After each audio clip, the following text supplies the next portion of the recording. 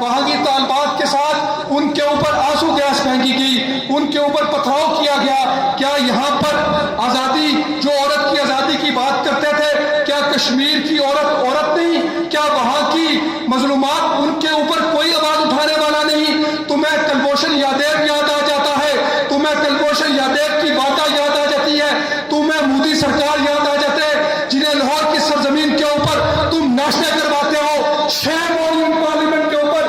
میں اس لیے کرتا ہوں کہ جس کشمیر کے اوپر ظلم کیا جا رہا ہے، جس کشمیریوں کو قتل عام کیا جا رہا ہے، اس مودی دہشت گرد کو جس نے بابری مسجد کو اور 90 کی دہائی کے اندر تباہ برباد کر دیا، شہید کر دیا گیا، اس مودی سرکار کو تم لاہور میں میرے ٹیکس سے ناشتہ کراؤ، تم سے پوچھنے والا کوئی نہیں. کلبھوشن یادیو کی باتیں تمہیں یاد آ جاتی ہے.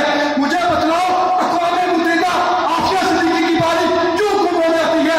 عافیہ صدیقی کے ساتھ انسانی حقوق کی بات کیوں نہیں کی جاتی؟ ہم اس لیے شور کرتے ہیں، یہ شور اس لیے ہے کہ جتنے قانون ہیں، یہ جتنا ظلم ہے، صرف مسلمانوں کے لیے ہے، صرف محمد کے غلاموں کے لیے ہے. ایمبیسی پاکستان اس سارے ظلم کو اپنے پاؤں کی بھاپے سے اڑاتی ہے اور ہم بغاوت کرتے ہیں کہ مظلوم مسلمانوں کے ساتھ کل بھی کھڑے تھے اور انشاءاللہ تعالیٰ کشمیر کی آزادی کے لیے، کشمیر کے لیے اپنا تن من قربان کرنا ایمان سمجھتے ہیں اور انشاءاللہ تعالیٰ کشمیر کی آزادی کے لیے ایمبیسی پاکستان جدوجہد کرتی رہے گی. محبت کون کرتا ہے؟ سیاست کون کرتا ہے؟ مجھے معلوم ہے میری حفاظت کون کرتا ہے.